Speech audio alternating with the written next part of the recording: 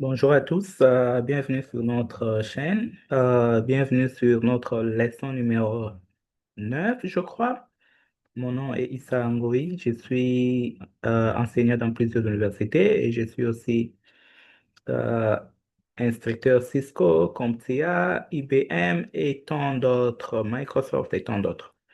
Donc aujourd'hui, nous allons continuer avec notre formation. Rappelez-vous que c'est la formation CCNE1 où vous devez suivre les 10 vidéos. Nous avons 10 vidéos pour 10 leçons.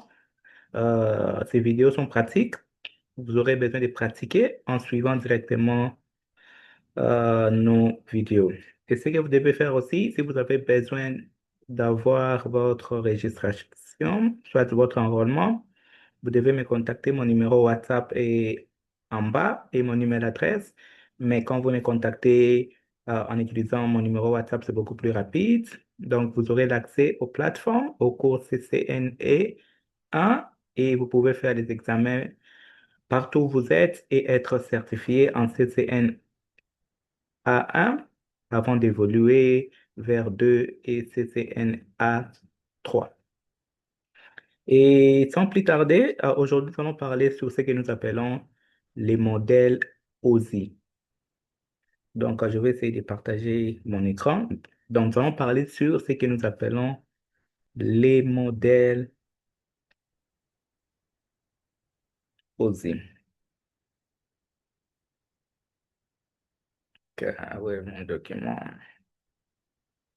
Donc, nous sommes là. Les modèles OSI, les O, c'est Open System Interconnections. Donc, c'est un système ouvert d'interconnexion. Donc, les modèles OSI, c'est un système ouvert d'interconnexion. N'est-ce pas? Vous pouvez les traduire tel que vous voulez, mais l'idée générale, c'est que aujourd'hui nous allons parler sur les modèles OSI. Les O, c'est Open, ouvrir. Les S, c'est Système, comme les systèmes. Et I, c'est Interconnection, l'interconnexion. Donc, c'est l'interconnexion des systèmes ouverts. Je peux le dire comme ça, je peux l'interpréter de ma façon comme ça. Et quand nous parlons maintenant du modèle OSI, rappelez-vous ceci. Pour comprendre comment les ordinateurs, soit les équipements, communiquent dans un réseau, vous devez suivre ce qu'on appelle les modèles OSI. Donc, les modèles OSI nous expliquent comment les équipements communiquent, comment les ordinateurs communiquent, en commençant par la source vers les destinataires. Donc, quand quelqu'un parle du modèle OSI, nous voyons euh, comment est-ce que les ordinateurs communiquent. Donc, les modèles OSI nous expliquent, soit nous montrent comment la communication arrive à aboutir, donc, en commençant par la source, en commençant par les câblages et qu'on sort jusqu'aux destinations. Et quand vous comprenez les modèles OSI, vous aurez vous serez bon en termes de maintenance réseau, n'est-ce pas? Donc, c'est un modèle qui est très pratique, pas, pas pratique, je peux dire, c'est un modèle théorique qui vous explique juste comment est-ce que deux, deux éléments peuvent communiquer. Maintenant, ce que nous allons faire, c'est ceci. Lorsque nous parlons encore des modèles OSI, les modèles OSI à 7 niveaux. 7 niveaux. On appelle ça layers. Je ne sais pas bien en français, mais vous devez retenir que le modèle aussi a 7 couches ou 7 niveaux. Ce sont là les 7 couches que nous allons en parler aujourd'hui. Donc, il y a ce qu'on appelle la couche application, c'est au numéro 7. La couche présentation, c'est au numéro 6. La couche session, c'est au numéro 5. La couche transport, c'est 4. La couche réseau, c'est 3. La couche liaison des données, c'est 2. La couche physique, c'est 1. Vous pouvez aussi commencer aussi en bas. Donc, la couche physique, c'est le numéro 1. La couche liaison des données, c'est 2. La couche réseau, c'est 3. La couche transport, c'est 4. La couche session, c'est 5. La couche ou la présentation, c'est 6. Et la couche application, c'est 7. Donc, pour que deux équipements puissent communiquer, pour que deux machines puissent communiquer, les deux machines vont passer par 7 couches, d'après les modèles théoriques OSI. Donc, d'après les modèles théoriques OSI, pour que deux machines puissent communiquer, cette communication va passer par 7 couches. La première couche, c'est la couche physique. La deuxième couche, c'est ce qu'on appelle la liaison des données. La troisième couche, c'est la couche réseau. La quatrième, c'est couche transport, session, présentation et application. N'est-ce pas? C'est ce que vous, en tant qu'un ingénieur, un spécialiste, vous devez savoir. Dès qu'il y a un problème dans votre réseau, vous pouvez vous imaginer, OK, je suis dans quelle couche? Je suis dans la couche 1, dans la couche 2, dans la couche 3, 4, 5, 6 ou 7. Quand vous savez la couche où vous êtes, vous allez aussi savoir les problèmes que vous pouvez trouver cette, dans cette couche, n'est-ce pas? Et quels sont les équipements, soit les logiciels qui peuvent être retrouvés dans cette couche. Donc, c'est beaucoup plus facile de résoudre un problème. Donc, chaque fois que vous voyez des machines, vous devez toujours avoir l'idée des modèles, du modèle OSI, des modèles qui nous expliquent différentes étapes ou différentes couches lorsque, en termes de communication. Maintenant, je vais commencer à expliquer à partir de la couche 7, la couche application. Qu'est-ce que la couche application fait? C'est l'interface à utilisateur. Donc, la couche application va vous permettre d'accéder aux applications et aux services. Donc, quand nous parlons de la couche application, bon, attendez d'abord Donc, aujourd'hui, nous parlons du modèle OSI. C'est un système ouvert d'interconnexion. Ces systèmes, soit les modèles OSI, nous expliquent comment les équipements fonctionnent, comment deux machines peuvent communiquer, comment les machines communiquent. Donc, pour bien comprendre comment les machines communiquent d'une manière théorique, vous pouvez utiliser la couche OSI. Non, les modèles OSI. Maintenant, selon les modèles OSI, la communication sera effective en passant par 4 niveaux, par 4 couches. Donc, quand vous vous réveillez un matin, vous envoyez l'email à votre ami pour que votre ami puisse recevoir ces messages. Cette communication-là va passer par 7 couches. La première, c'est la couche physique. La deuxième, c'est la couche liaison des données. La troisième, c'est la couche réseau. La quatrième, c'est la couche transport. La cinquième, c'est la couche session. Sixième, présentation et application. Et tel que je vous ai dit, vous, en tant qu'un expert, un spécialiste, vous devez toujours savoir dans quel niveau vous êtes, dans quelle couche vous vous retrouvez.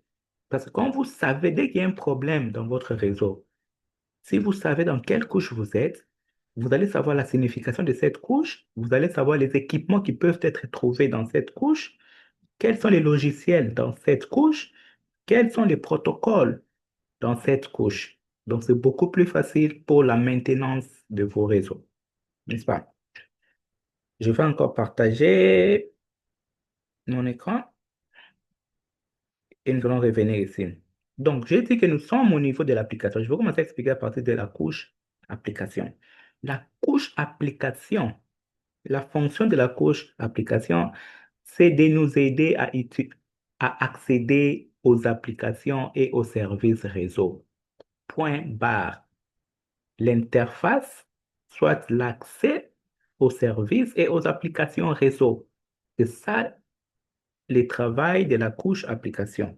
Donc, la couche application va faire en sorte que nous, les utilisateurs, nous avons l'accès facile aux services et aux applications réseau. N'est-ce pas? Et c'est comme, je peux vous donner un exemple, vous vous réveillez un matin, vous voulez aller sur Internet. Qu'est-ce que vous faites? Vous allez sur votre navigateur, comme les Google Chrome, les Mozilla. l'Internet Explorer, ce sont là les applications réseau. Quand vous vous réveillez le matin, vous voulez envoyer un message WhatsApp à votre ami, vous allez ouvrir le WhatsApp. WhatsApp, c'est un service ou l'application réseau. Maintenant, c'est la couche application qui doit faire un effort. C'est la couche application qui doit être sûre que vous allez accéder à ces applications réseau facilement, n'est-ce pas? Donc, c'est ça les rôles de la couche application. Donc, faire un effort d'aider l'utilisateur à accéder aux applications réseau et aux services réseau. Et quels sont les équipements qui se trouvent dans ces niveaux, dans la couche application? Ce sont les ordinateurs, les téléphones, les logiciels. C'est dans l'équipement, dans la couche application, parce que vous utilisez votre téléphone pour accéder à Google Chrome, Mozilla Firefox, à Internet, à explorer. Vous comprenez? Vous utilisez aussi votre ordinateur pour accéder.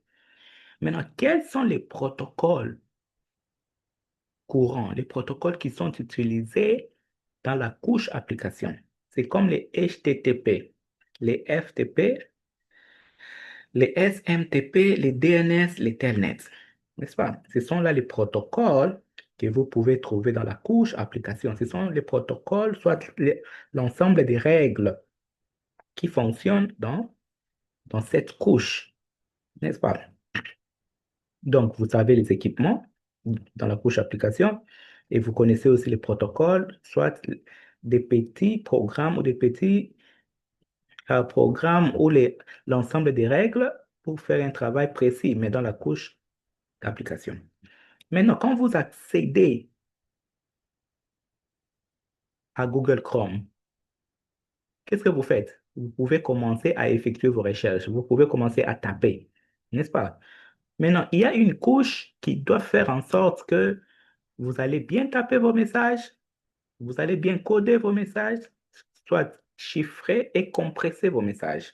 C'est ça la couche présentation. Donc, après que vous ayez lancé WhatsApp, vous voulez maintenant commencer à écrire. La couche application va faire un effort que WhatsApp va s'ouvrir convenablement. La couche présentation va faire en sorte que vous commencez à taper, votre message sera formaté correctement. Donc, la couche présentation va faire le formatage de vos textes, les chiffrements et la compression. C'est ça le travail de la couche présentation. Formater vos messages correctement, les chiffrer, parce que quand vous chiffrez, c'est pour la sécurité, et les compresser. Les compresser parce que vos messages doivent être réduits pour mieux circuler dans les réseaux. Maintenant, quels sont les équipements? Ce sont tous les logiciels et les ordinateurs. Maintenant, quels sont les protocoles? Ce sont là les protocoles qui fonctionnent dans la couche présentation. Je ne peux pas les expliquer tous. Par exemple, ça, les JPEG. Rappelez-vous que c'est pour les photos, n'est-ce pas? Même les MPEG aussi. Donc, c'est un peu ça. Maintenant, quand vous terminez à taper, la présentation est correcte, donc la couche présentation fait en sorte que votre formatage est correct, and so on. Maintenant, il doit y avoir un chemin qui doit être préparé, soit la session. Donc, quand je termine à taper maintenant, la route doit être vide entre mon téléphone et le téléphone de mon ami pour que mon message puisse passer convenablement. N'est-ce pas? Maintenant, il y a une couche qui va faire en sorte que il y aura l'ouverture du chemin, l'ouverture de la session et la fermeture de la session. Parce que le chemin est ouvert, même si c'est virtuel, entre mon téléphone et le téléphone de mon ami, je peux envoyer le message. Et quand le message part, nous pouvons fermer cette route ou cette session. C'est ça le travail de la couche session. C'est d'ouvrir le canal de transmission de messages et quand le message va passer, fermer. Donc la couche session va gérer des sessions, va faire un effort que quand nous communiquons, il y aura synchronisation, n'est-ce pas? Donc, l'ouverture et la fermeture des canaux de communication va se faire avec la couche session. Et là, ce sont les logiciels et ce sont là les protocoles. Maintenant, il y a aussi la couche transport. Maintenant, le chemin est ouvert. La couche session nous a déjà ouvert un chemin virtuel pour que mon laptop puisse envoyer l'email à l'autre laptop. Maintenant, comme le chemin est ouvert, je dois maintenant faire quoi? Je dois préparer mon message pour que mon message puisse aller, n'est-ce pas? Je dois faire un effort que mon message n'a pas d'erreur. Je dois faire un effort de diviser mon message en plusieurs segments. C'est ce qu'on appelle la segmentation. Donc, la couche transport va faire un effort de faire les contrôles d'erreur et la segmentation. Donc, le message que nous communiquons, c'est souvent divisé en plusieurs parties qu'on appelle les segments. Donc, la couche transport va faire les checking, va vérifier si nos messages n'ont pas d'erreur, va diviser nos messages en plusieurs segments. Et ce sont là les équipements qui fonctionnent dans la couche transport. Il y a les pare-feux, il y a les passerelles, et ce sont là les deux protocoles TCP et UDP qui fonctionnent dans la couche transport. Maintenant, quand le message n'a pas d'erreur, le message a été divisé en plusieurs parties, il y a maintenant la couche réseau. La couche réseau maintenant va faire quoi? La couche réseau va faire les routages, l'adressage logique et fragmentation. Cela veut dire quoi? La couche réseau maintenant va se dire ceci. Le message est là, le message n'a pas d'erreur, le message est bien divisé. Maintenant, le message va aller dans quelle ville, dans quel réseau, dans quel pays. Vous comprenez? Donc, la couche réseau maintenant va faire un effort de retrouver les réseaux, c'est ça les routages. Dans quel réseau je dois envoyer ces messages? Voilà pourquoi la couche réseau va ajouter l'adresse IP. Parce que quand vous mettez l'adresse IP, cela veut dire vous déterminez les destinataires, vous déterminez les réseaux du destinataire. Donc la couche réseau va faire les routages, va ajouter l'adresse IP. Et l'équipement qui travaille dans ces niveaux, c'est les routeurs. Et voilà les protocoles. Maintenant, hop, vos mes- votre message, c'est les réseaux, là où il doit aller. Grâce à la couche réseau. Maintenant, je connais la famille, mais quelle est la personne? Parce que dans une famille, il y a beaucoup d'enfants. Je connais les réseaux. Maintenant, quel est l'équipement que je suis en train de chercher dans ces réseaux? Vous comprenez? La couche liaison des données va faire ce qu'on appelle l'encapsulation et l'adressage des MAC, la détection et correction d'erreurs. Cela veut dire quoi? La couche liaison des données va trouver l'équipement spécifique dans cette famille, n'est-ce pas? Donc, l'encapsulation veut dire euh, le message sera bien préparé comme dans une enveloppe, et l'adresse physique, c'est ça l'adresse MAC, sera déterminée. Et encore, s'il y a l'erreur sera détectée et la correction sera faite, n'est-ce pas?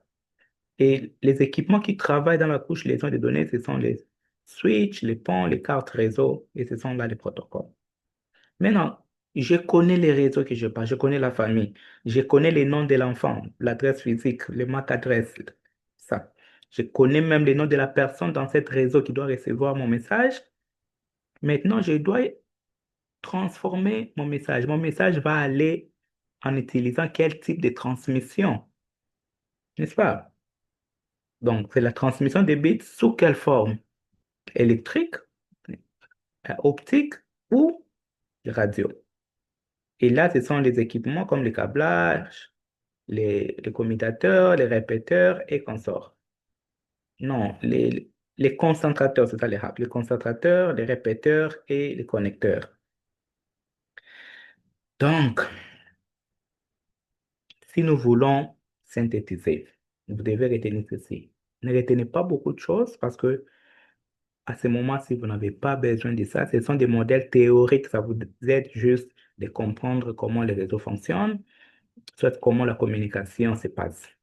Donc, il y a ce qu'on appelle les modèles aussi qui nous expliquent comment la communication s'effectue dans les réseaux.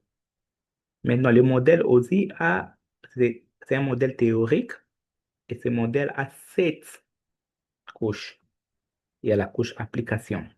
La couche application va nous aider à accéder aux services et aux applications réseau comme les Google Chrome, Microsoft, Mozilla Firefox, Internet Explorer. Et vous devez savoir qu'il y a des équipements qui fonctionnent dans ces niveaux. C'est comme les ordinateurs, il y a aussi les logiciels, il y a vos téléphones. Ça fonctionne aussi dans la couche application parce que vous avez besoin d'un téléphone pour accéder à WhatsApp. Et vous avez les protocoles qui travaillent aussi dans cette couche. Donc, quand vous avez un problème, quelqu'un ne peut pas lancer son WhatsApp, par exemple, Microsoft ou Mozilla Firefox ne peut pas s'ouvrir, vous allez savoir déjà que non, ça c'est un problème de la couche application. Et quels sont les protocoles qui fonctionnent dans la couche application? Quand vous connaissez ce protocole-là, c'est facile de faire la maintenance. Mais non, quand vous terminez avec la couche application, vous avez votre téléphone, vous lancez WhatsApp, soit vous lancez Mozilla ou Chrome. Qu'est-ce que vous faites? Vous commencez à taper, n'est-ce pas? Maintenant, comme vous commencez à taper, il doit y avoir un mécanisme de formater vos textes, de les compresser et de les chiffrer. Chiffrer parce que ça doit partir d'un point à un autre. Vous devez les chiffrer pour que les arnaqueurs ne puissent pas capturer et comprendre la signification du message. Donc, la couche présentation va faire en sorte que vos formatages est correct, le chiffrement et la compression pour rendre les messages plus petits. Parce que chaque réseau a la taille minimale et maximale d'un message. Maintenant, après que le formatage soit correct, le chiffrement et consort, donc quand vous avez un problème avec le formatage, les messages ne s'affichent pas bien dans votre réseau, vous devez savoir que non, là, je suis dans la couche présentation et quels sont les protocoles que je dois vérifier. Maintenant, quand vous terminez à taper, tout est fini, vous voulez maintenant envoyer votre message, il y aura ce qu'on appelle la couche session. C'est la couche numéro 5. 6, c'est présentation, 5, c'est session. La couche session va faire en sorte que il y aura ce qu'on appelle l'ouverture de la session ou l'ouverture d'un canal virtuel pour le transfert du message, n'est-ce pas? Donc, la couche session va faire en sorte qu'il y aura le canal virtuel qui sera ouvert pendant votre communication. Et ce canal-là, cette ouverture-là, c'est ce qu'on appelle la synchronisation. Donc, le canal doit rester ouvert pendant votre communication. C'est comme quand vous chattez avec votre ami, j'envoie, ah, bonjour, bonjour, comment tu vas? Donc, la couche session va faire en sorte que notre chemin, notre route virtuelle est ouverte, n'est-ce pas? Et quand nous terminons à communiquer, la couche session encore, c'est son travail de fermer cette chemin ou ces chemins virtuels. Rappelez-vous que quelqu'un peut voler, parce que dans chaque communication, il y a les numéros de session. Donc, quand je parle avec toi sur WhatsApp, on va nous attribuer un numéro de session, n'est-ce pas? Et quand nous terminons à communiquer, si nous ne fermons pas ces numéros de notre chemin virtuel, quelqu'un peut voler ces numéros et utiliser le même chemin, n'est-ce pas? Mais vous allez comprendre beaucoup plus ces notions plus tard. Beaucoup d'arnaqueurs utilisent cette technique. Voilà pourquoi on a toujours dit, quand vous terminez, par exemple, à communiquer, il faut toujours faire quoi? Log out. Donc, oh, je ne sais pas dire ça en français. OK. Euh, Maintenant, quand le chemin est ouvert, il y aura maintenant la couche transport. La couche transport va faire en sorte que le message que vous tapez n'a pas d'erreur. Il y aura la vérification d'erreur. Il y aura aussi ce qu'on appelle la segmentation. Donc, à ce niveau-là, votre message est appelé segment. La segmentation, ça veut dire quoi? Ton message là, bonjour, comment tu vas, sera divisé en plusieurs petites parties que nous appelons les segments. Et il y aura vérification si vos messages n'ont pas d'erreur. C'est ça le travail de la couche transport. Et il y a les protocoles qui vous permettent de faire ce travail.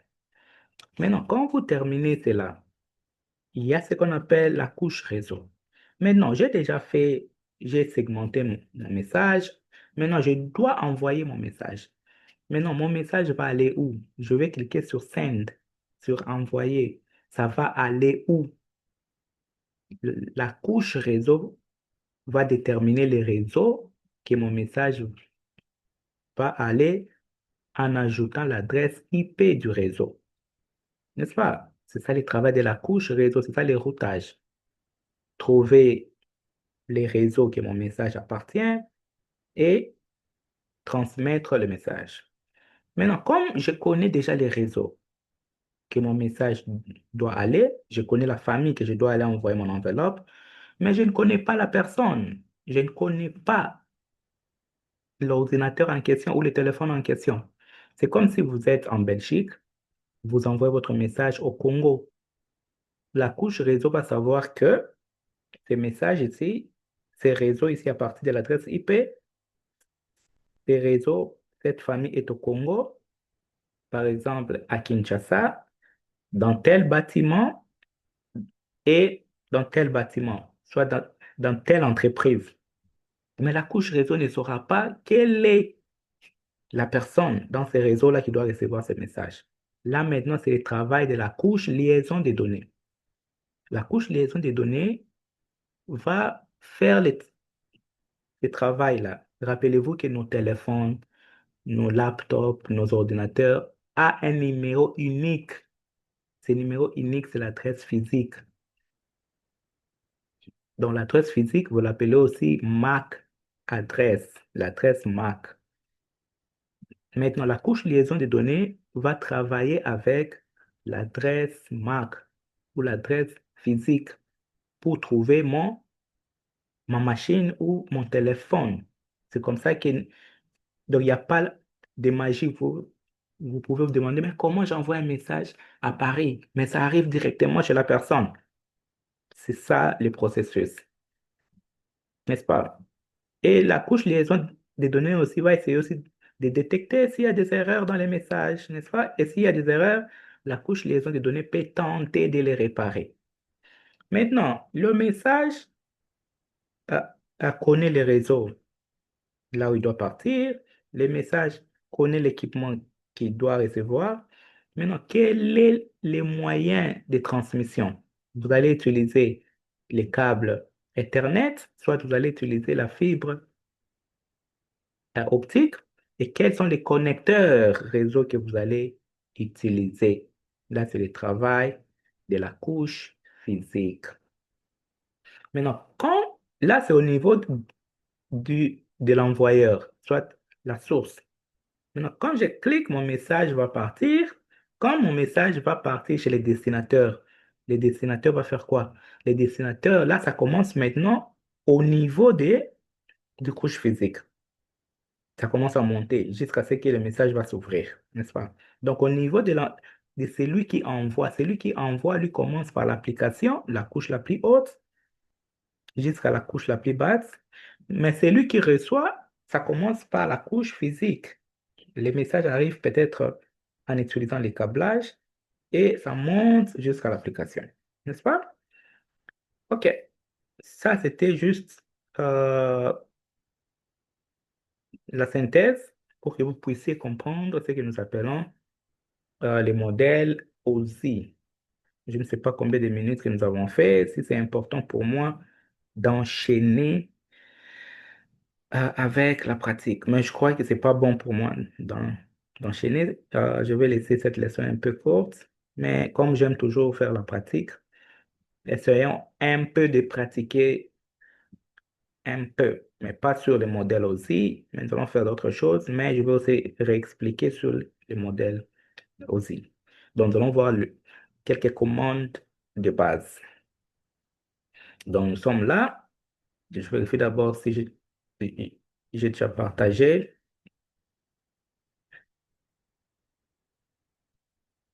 OK, ce que je vais faire, je vais mettre là-bas un commutateur, n'est-ce pas?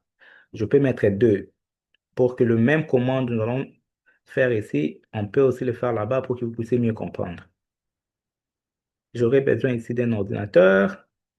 Là, j'aurai besoin d'un laptop. Donc, cela veut dire que je vais configurer mon commutateur. J'utilise mon ordinateur fixe, mais celui-ci, lui, veut utiliser son laptop. Rappelez-vous que nous utilisons les câbles console. Vous allez sur le port série, vous connectez, vous allez sur le port console, vous connectez. Vous faites pareil ici aussi. OK. Maintenant, revenons sur notre document. Nous sommes là. Nous allons voir différentes commandes.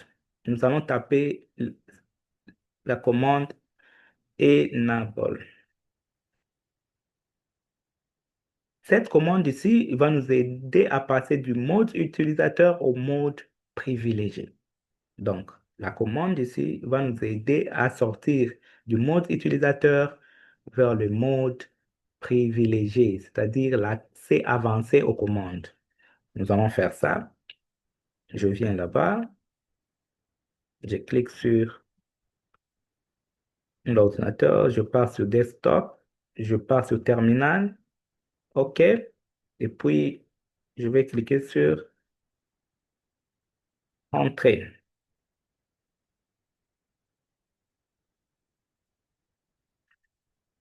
Oh, mon clavier est déconnecté, je peux essayer de le brancher, voilà pourquoi ça.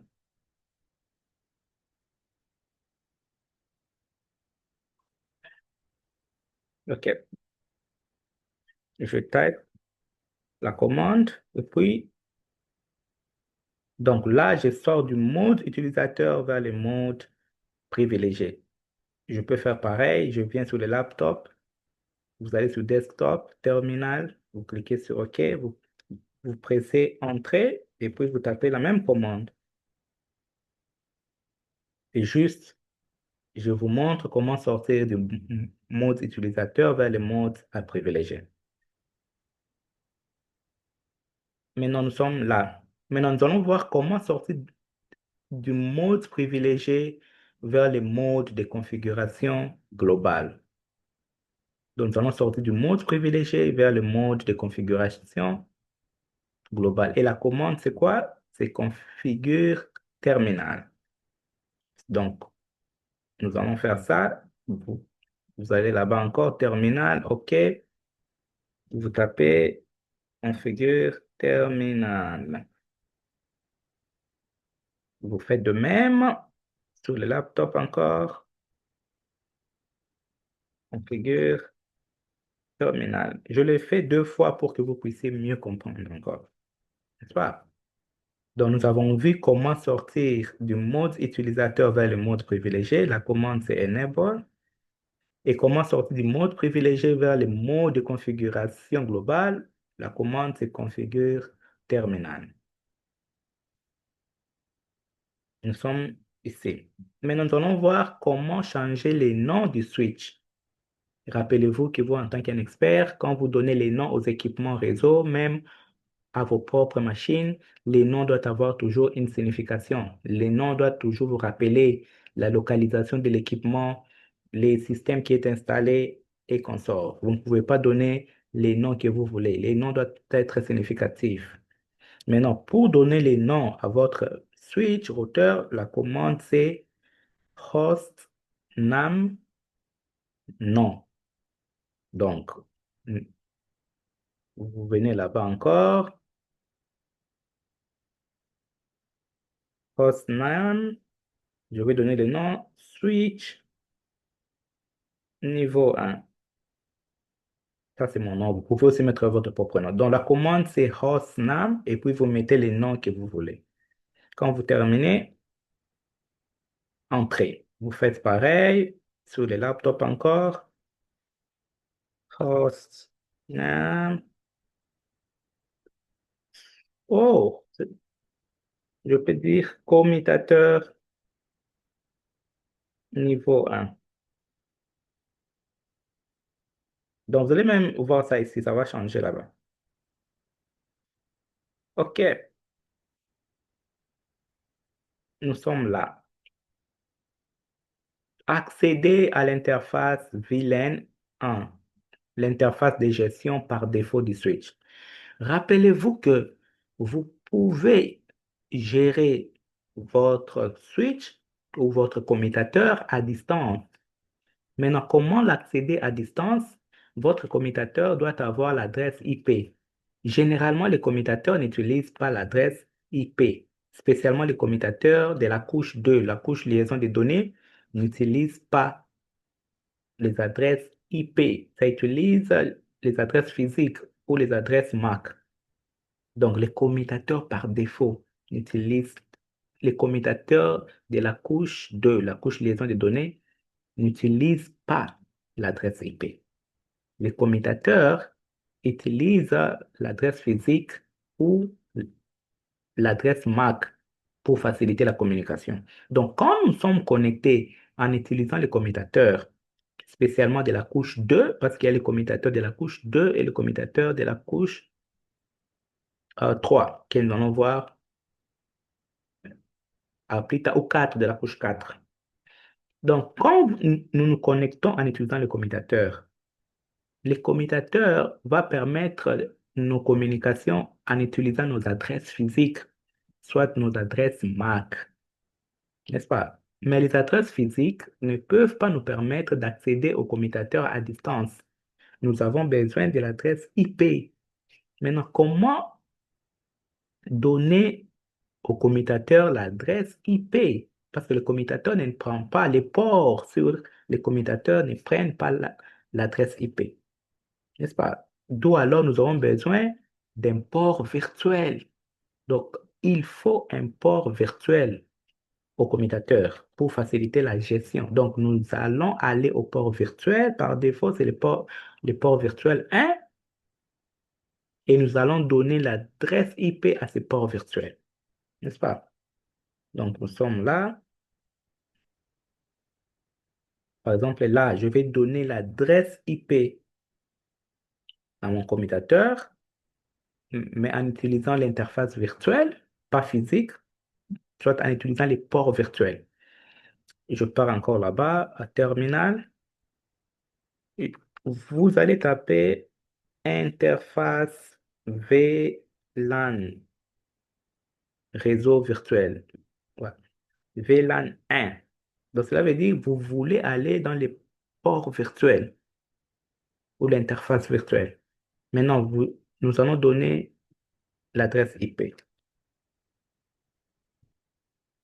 Je peux donner 10.1.1.1, masque de sous-réseau 255.0.0.0.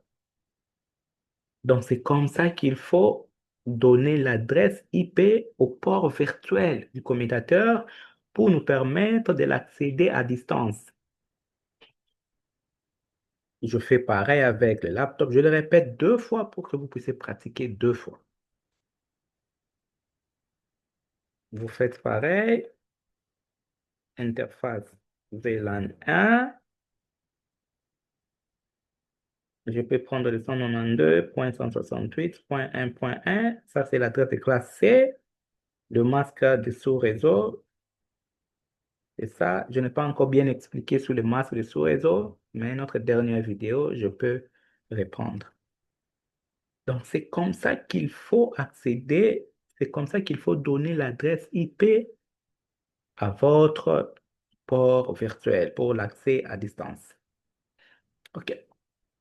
Maintenant, là, nous sommes sur No Shutdown. Comment activer l'interface? Parfois, votre interface peut être désactivée.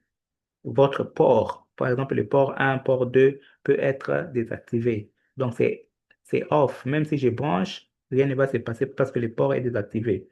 Pour les réactiver, il faut prendre ce qu'on appelle la commande, c'est non shutdown. Donc, nous allons le faire. Supposons que je veux mettre ce port virtuel off, par exemple, non shutdown. Et puis, vous pressez encore Entrée, n'est-ce pas? Vous venez encore ici. Si vous voulez mettre l'interface, vous voulez les désactiver, non shutdown. et puis entrer encore. C'est comme ça qu'il faut mettre un port off ou les désactiver. OK, nous sommes ici. Maintenant, vous devez apprendre à configurer plusieurs ports au même moment, n'est-ce pas? Définir à configurer plusieurs interfaces en même temps. Vous n'êtes pas obligé d'aller un par un. Je peux commencer du port numéro 1 jusqu'au port 24. Donc, de 1 jusqu'à 24, je vous configure ensemble au même moment, n'est-ce pas? Maintenant, quelle est la commande quand vous voulez configurer deux ou par exemple cinq ports ou interfaces à la fois? Là, c'est ici. Vous devez utiliser le mot range, n'est-ce pas? Donc, ce que je vais faire, je viens là-bas. Je peux dire, d'abord, je sors ici. Vous sortez exit et puis vous tapez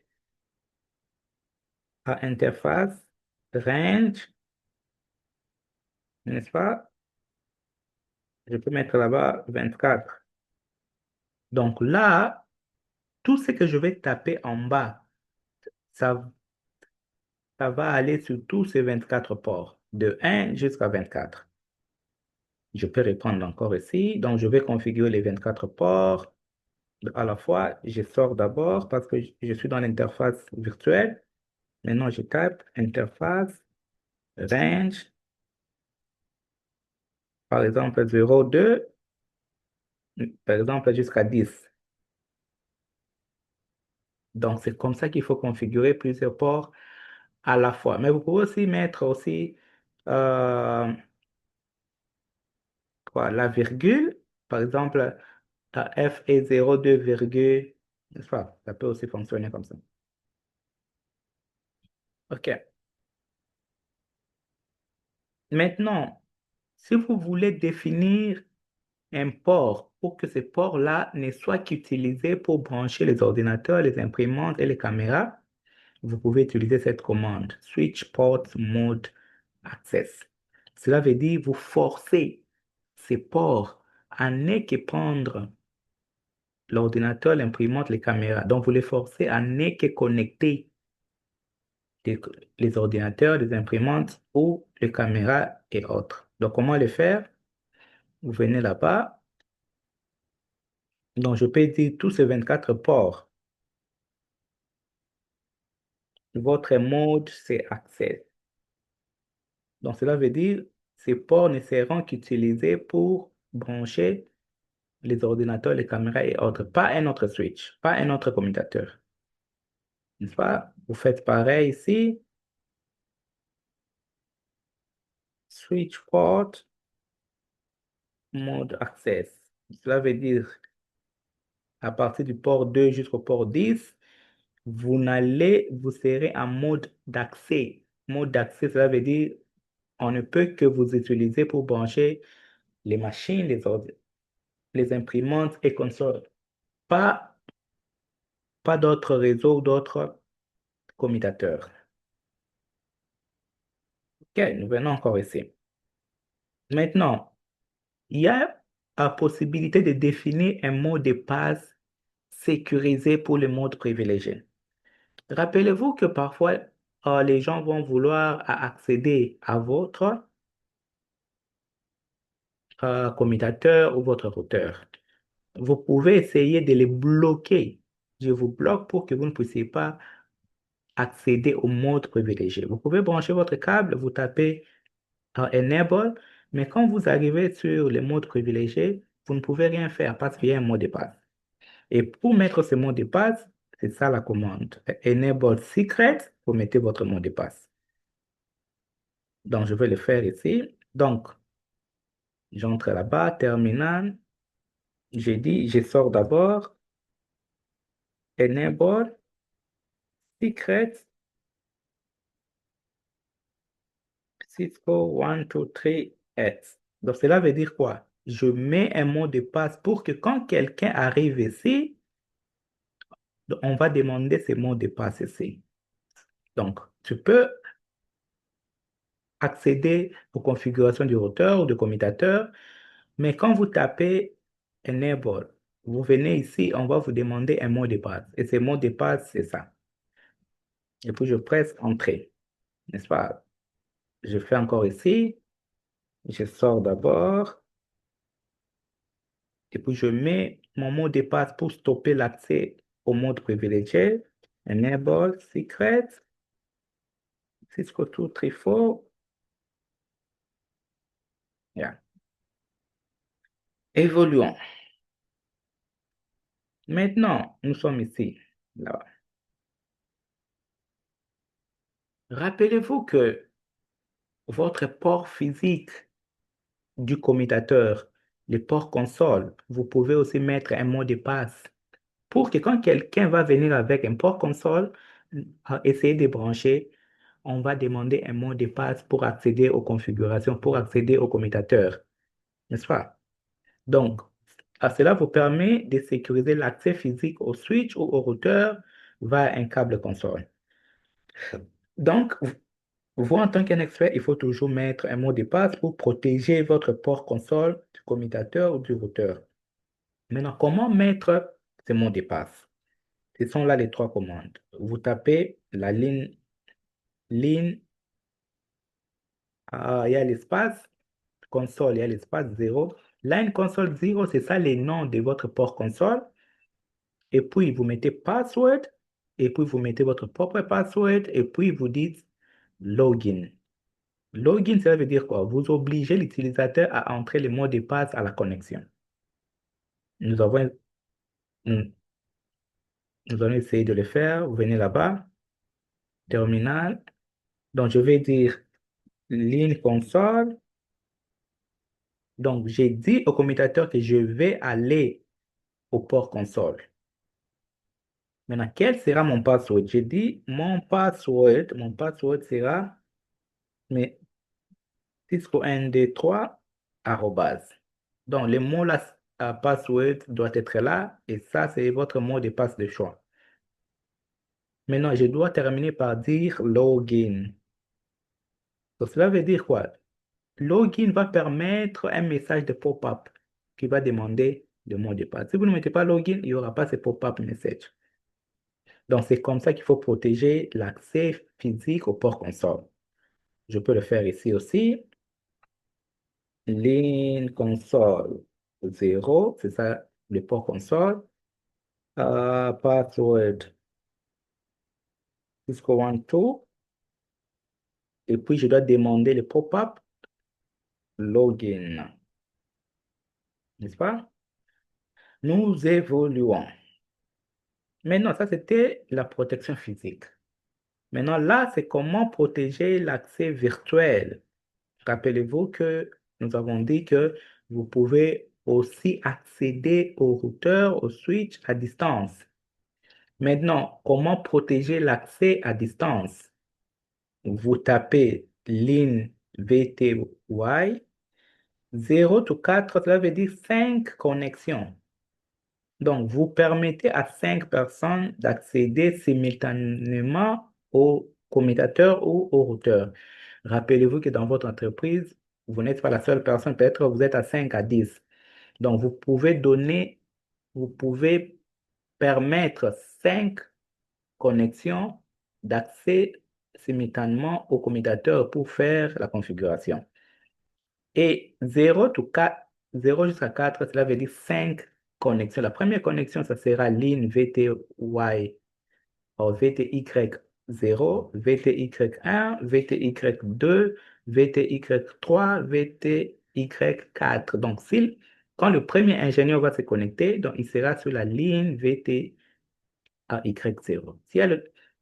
La deuxième personne, c'est VTY 1, 2, 3 et 4.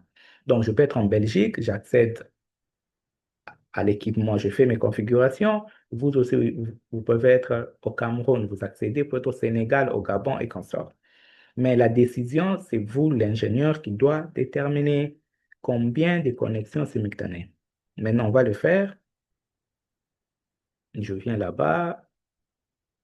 Je sors d'abord, je vais protéger mon routeur, soit mon commutateur, contre l'accès virtuel, l'accès à distance. Donc, j'ai dit d'abord ligne VTY suivi de quoi? Je détermine combien de personnes. Si je vais déterminer, par exemple, 7 personnes, c'est 0 à espace 6. Là, c'est 7 connexions simultanées. Et puis, quand je termine, c'est password. Et je peux dire euh, Paris 1, 2, 3, at, par exemple. N'oubliez pas login. Donc, la différence entre l'accès physique et l'accès virtuel, ce n'est que là. Là en bas, c'est pareil. Donc, quand je termine, je viens encore là-bas. Je sors d'abord et puis je type ligne VTY 0 to 6 et puis je dis login. J'ai sauté password Paris, par exemple, 23 actes et puis je peux sortir si je veux. OK. Maintenant, comment voir mes configurations? Vous, comme un ingénieur, vous voulez voir les configurations de votre routeur, de votre switch. Par exemple, quelqu'un ne peut pas se connecter. Soit il y a un problème dans votre réseau. Vous n'allez pas juste aller là-bas et commencer à vérifier un désordre. Vous devez savoir quelle commande pour voir la configuration, spécialement la configuration actuelle. C'est ça les show running config. Donc, à chaque fois que vous utilisez show, c'est pour voir monitoring, c'est pour voir la configuration. Donc, je viens là-bas, terminal, je sors, et puis je vais dire, je peux sortir encore, n'est-ce pas? Je sors et puis je presse Entrée. Maintenant, je vais dire show running config. Donc, je demande au commutateur, montre-moi les configurations que tu as, tes configurations. Vous pressez Entrée, vous voyez, il y a les noms du switch, vous pouvez savoir les noms du switch. Vous pouvez voir les mots de passe d'accès au mode privilégié, mais c'est crypté. Pourquoi? Parce que nous avons utilisé les enable secrets. C'est crypté. Et puis, vous pouvez continuer. Vous pouvez voir d'autres choses. Ça, c'est les ports. Vous voyez que tous les ports sont en mode accès, n'est-ce pas? Oui, tous les ports sont en mode accès parce que nous l'avons configuré. Vous pouvez voir l'adresse IP de l'interface virtuelle. Vous pouvez voir les passwords de notre port physique, de notre port console. Vous pouvez voir les mots de passe de notre port virtuel et console. Mais à plus tard, nous allons voir même comment crypter ces mots de passe. Parfois, c'est pas bon de laisser ça comme ça en plein texte. On va voir aussi comment les crypter pour que cela ne puisse pas être visible. N'est-ce pas? Maintenant, nous sommes là. Maintenant, quand vous terminez, il faut toujours sauvegarder vos configurations. Donc, pour sauvegarder, vous utilisez les copy running. Donc, vous, copy running config vers les startup config. Donc, vous prenez la configuration actuelle, vous les mettez dans la configuration de démarrage ou statique. Donc, quand je veux configurer, je viens là-bas, j'ai dit à copy running config startup config. Et puis, vous entrez, on va vous demander la destination, entrez encore. Cela veut dire que vous avez sauvegardé vos configurations. Vous, vous venez là-bas. Dans les copies, là-bas, il faut sortir d'abord de ces modes. Je sors d'abord, je vais aller jusqu'au mode privilégié. Maintenant, je peux dire copy running config startup config. Mais rappelez-vous qu'il y a aussi les raccourcis, les shortcuts. C'est pas toujours bon aussi de taper des longues commandes comme ça. Vous pouvez seulement dire copy, run, start. C'est pareil, c'est la même commande, n'est-ce pas? Donc, ce sont là quelques commandes de base, n'est-ce pas? Maintenant, je vais aussi vous expliquer comment obtenir l'aide, n'est-ce pas? Mais là, je ne peux pas cliquer ici parce que je n'aime pas la couleur blanche. Je clique seulement au-dessus ici, mais c'est pareil, vous pouvez même accéder là-bas. Mais moi, je vais aller directement là-bas. Supposons que je veux savoir quelles sont les commandes que je peux utiliser en mode à privilégier. Je mets seulement point d'interrogation. Donc, point d'interrogation va me donner les commandes disponibles. Ce sont là les commandes. Il y a deux colonnes. Il y a la commande et la signification de cette commande. Donc, ce sont là les commandes que tu peux utiliser dans les modes ou la mode privilégié. N'est-ce pas? C'est très facile. Donc, si vous voulez savoir les commandes que vous pouvez utiliser là-bas, dans ce mode privilégié, c'est point d'interrogation. Maintenant, supposons que je suis là-bas. Je type comme ça. Je veux savoir les commandes que je peux utiliser là où je suis. Point d'interrogation. N'est-ce pas? Il faut toujours parfois s'exercer et savoir comment obtenir de l'aide. Je peux sortir, je sors, je presse encore entrer, je sors encore, je presse entrer. Rappelez-vous qu'on va me demander les mots de passe. Je vais même oublier ces mots de passe moi-même. Je vais essayer, mais ça ne sera pas visible. Il faut toujours continuer à taper. OK. Ah, heureusement, je me suis rappelé de notre commande. Rappelez-vous que je me suis rappelé de notre password, les mots de passe. Ça, c'est les mots de passe d'accès au port console. Donc, c'était Cisco 123 arrobase. Maintenant, si je vais demander les commandes que je peux trouver là-bas, c'est point d'interrogation, n'est-ce pas? Je recommence encore. Vous venez ici, vous allez sur CLI, c'est pareil, vous pouvez utiliser même le terminal. Si vous voulez savoir les commandes qui sont disponibles là-bas, point d'interrogation, n'est-ce pas? Maintenant, vous pouvez aussi faire c'est la complement. Supposons que je suis en train de taper CON. Je peux aussi utiliser la touche tabulation, c'est-à-dire c'est complément. Parfois, ça peut m'ajouter les mots qui manquent. Donc, sur votre clavier, vous tapez tabulation. Si ça n'ajoute pas, je continue, je mets F, tabulation. Vous voyez, ça m'ajoute déjà. Ça me permet de travailler vite. Je peux mettre seulement T, tabulation. Donc, tabulation me dit non, c'est terminal qui manque là-bas. Et puis, si je veux savoir que, OK, qu'est-ce qui vient après terminal? Point d'interrogation.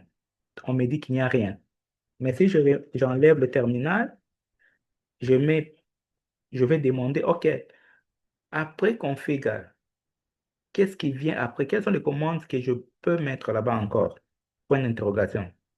Donc, on va me dire que non, il n'y a que terminal qui te manque là-bas, que tu peux utiliser. N'est-ce pas? Donc, quand vous voulez plus savoir sur une commande, c'est point d'interrogation.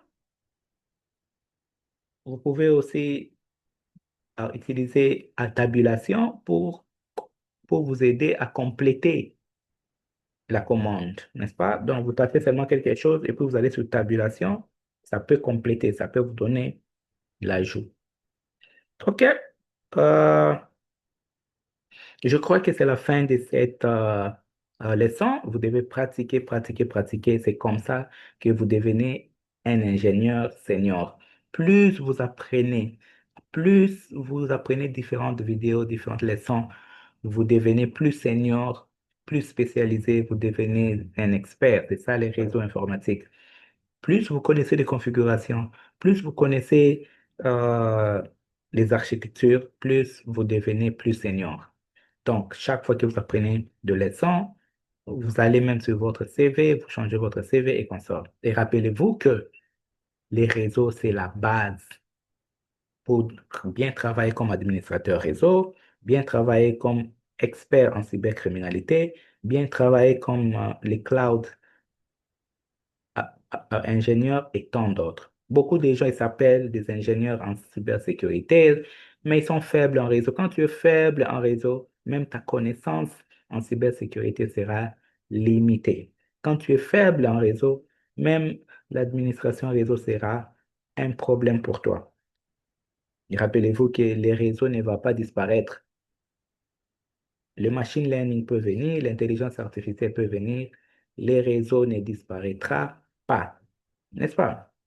Donc, c'est à vous maintenant de travailler dur, d'être meilleur et de, de montrer de quoi vous êtes capable. Et rappelez-vous que si vous voulez avoir votre enrôlement au cours, mon email adresse est là et mon numéro de téléphone, mais c'est mieux de me contacter en utilisant mon numéro de téléphone. C'est beaucoup plus rapide, n'est-ce pas? Pour que je puisse vous donner l'accès au cours. Merci bien.